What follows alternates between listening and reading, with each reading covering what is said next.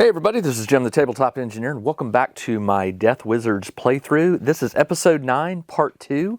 If you haven't watched part 1, you probably want to go do that, or it may not make sense where I'm at. Right now it is, I moved my ghoul in for the last action of the turn, so now I'm going to move to turn number 3. I gained 3 necro power, so I go from 10 back up to 13. Now, where I stand right now is, it's basically my full warband up against 2 priests. I managed to defeat the 2 acolytes, which, by the way, that gives each one of the priests plus 2 offense when they go. So, at this point, I either need to take these priests out fast, or they're going to be rolling, I think, like 8 dice when they attack. Now, I outnumber them, but still, they're tricky. All right, right now what I'm going to do is I'm going to go ahead and have both of my ghouls move in. I can do 4 raiding, which is 2 ghouls. So I'm going to have the ghoul move in and the ghoul move in. Actually, one will move in and fight. Sorry. One will move in and fight before I remove the other one. So I'll have him attack. The ghoul attacks with 5 dice. But this ghoul has the, actually no, it's the other ghoul that has the 1, doesn't it?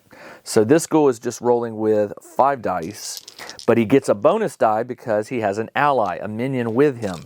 So I'll be rolling 6, and the priest has a defense of 3 plus 1 per rating, so a defense of 6. So only 6 and higher will hit.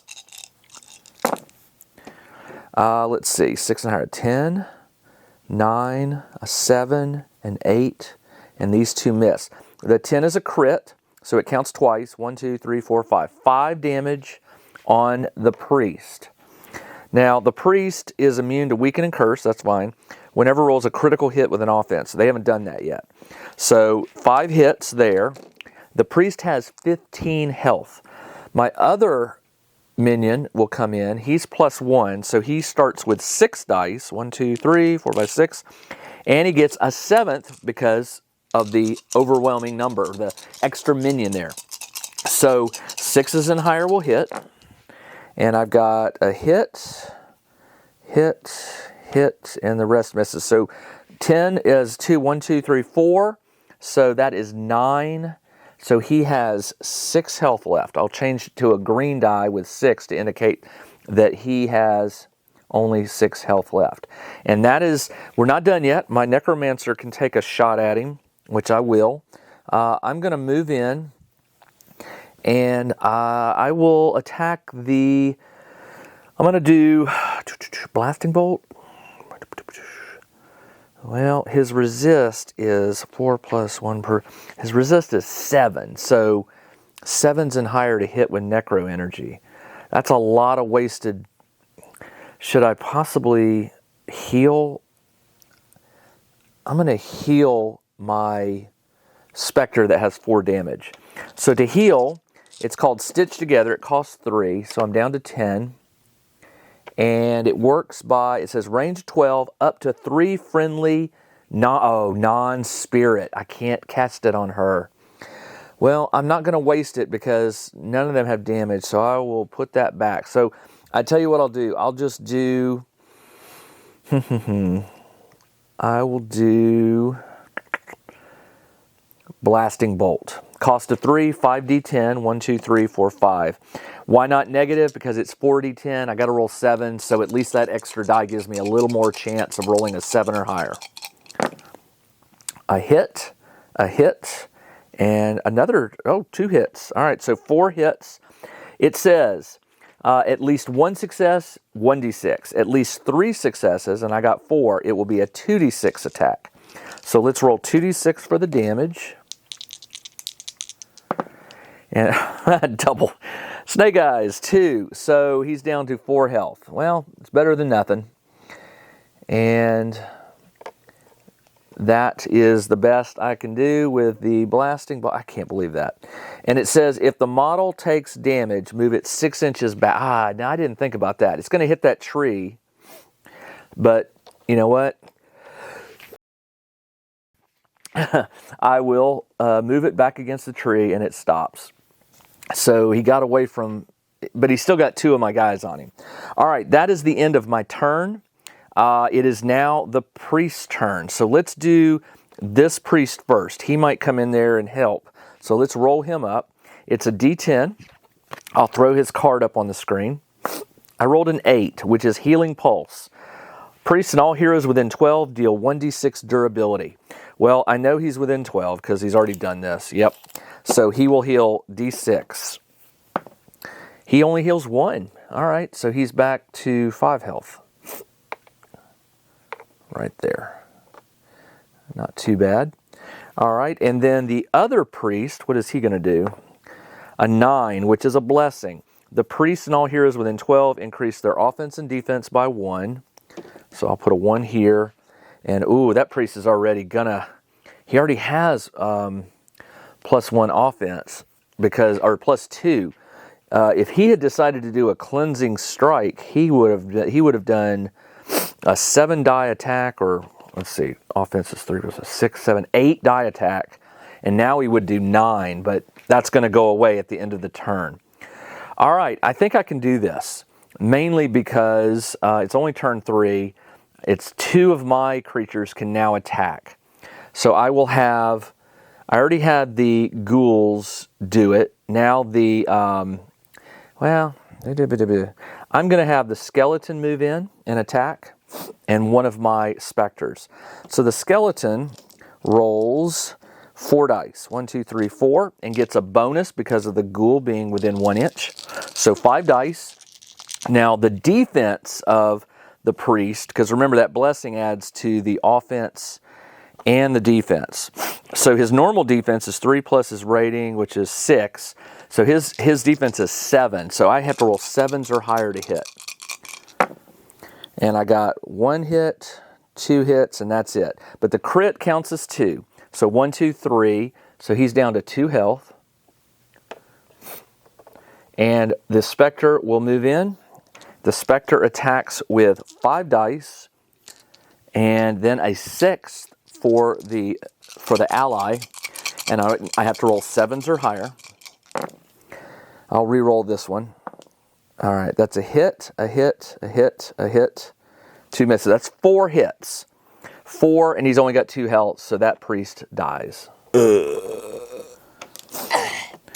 All right, that was good. And my Necromancer. So my Necromancer will double move over here. I'm not going to cast anything this turn, or this time.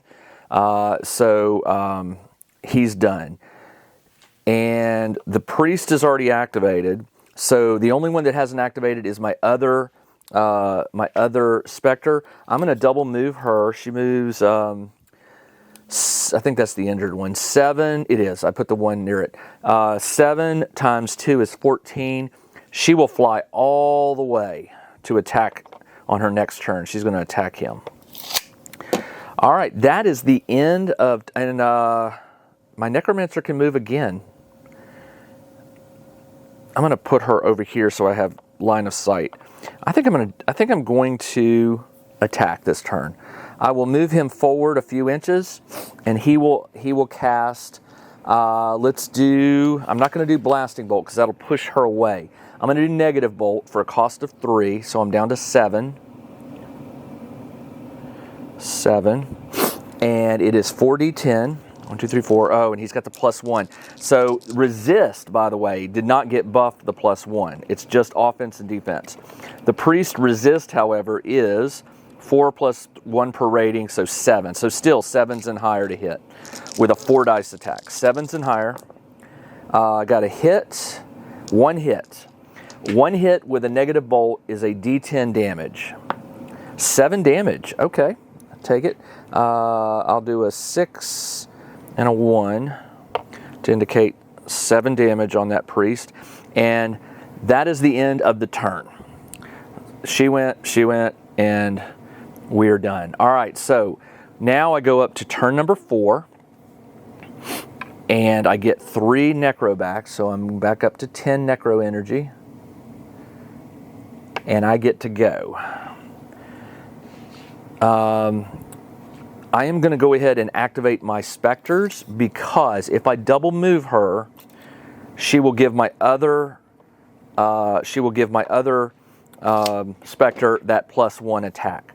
The specter is normally 5, 1, 2, 3, 4, 5, but with the ally I get a 6. And her defense, this went away at the end of the turn. Her defense is now 6, right? Defense is 3 + 1 per rating, 6. So 6 and highers will hit. Actually, I don't know why I took that 1 away. 6 and highers will hit. Did I say she had 7? Yeah, 7 damage on her. All right, hit, hit, hit, and hit. 4 hits. So 7 + 4 is 11. 15 - 11 is 4. She's got 4 health left on her.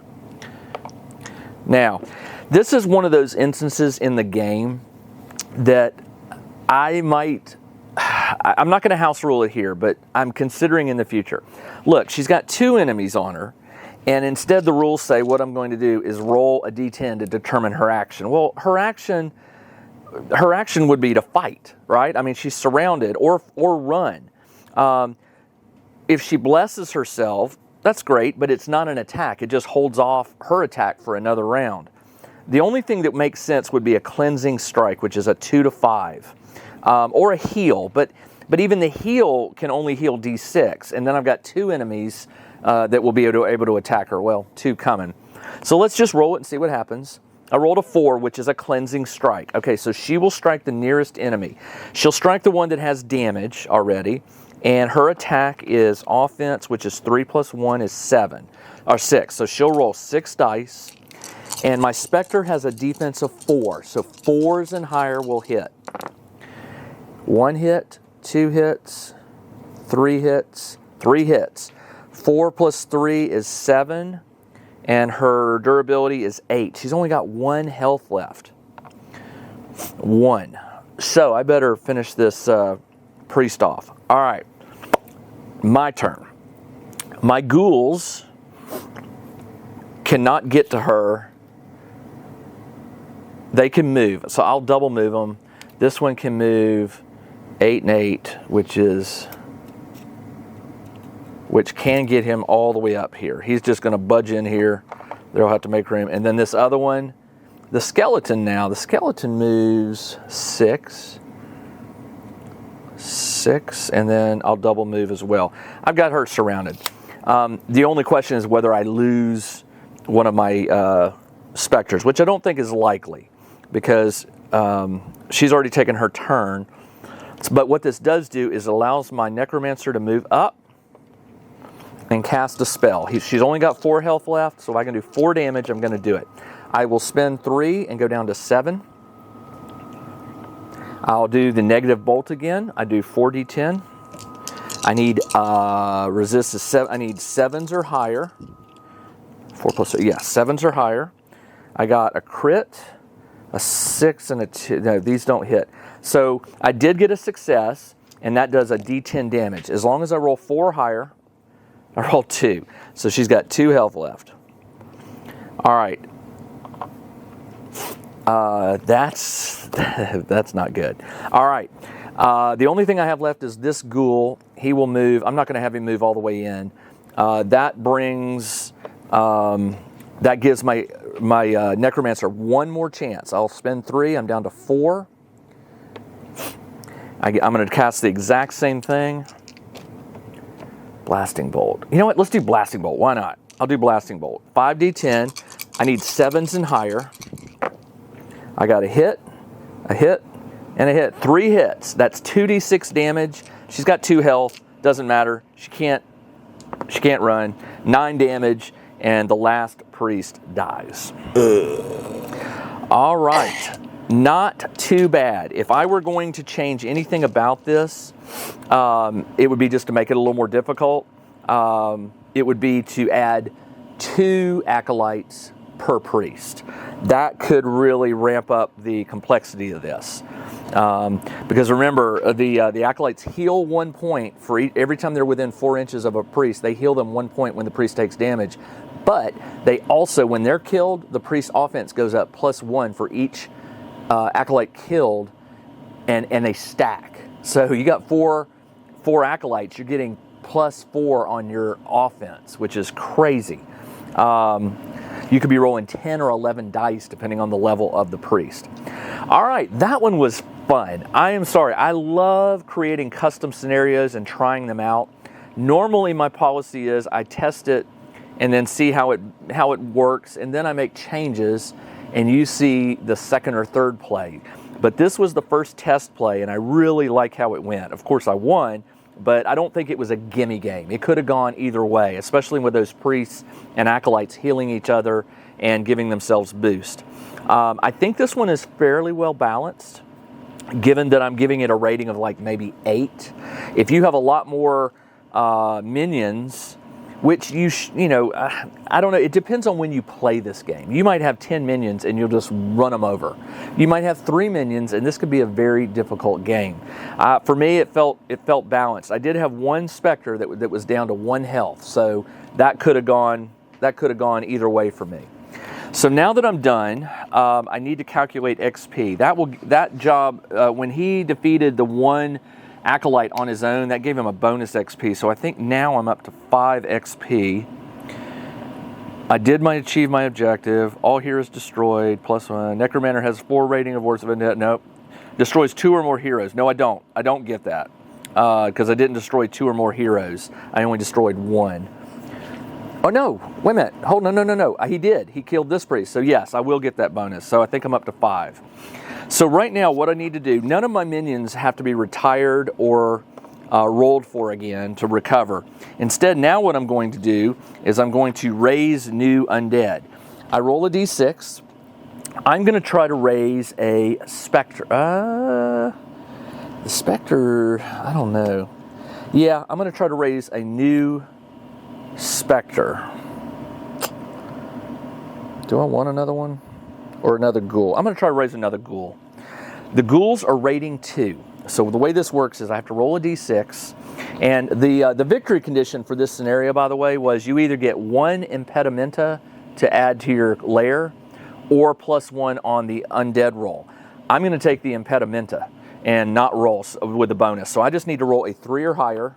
I got a 4. So I get another ghoul added to my warband.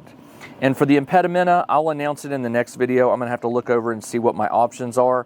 I do have the fungus, what is it? Fungal Garden, which adds +1 offense to a minion.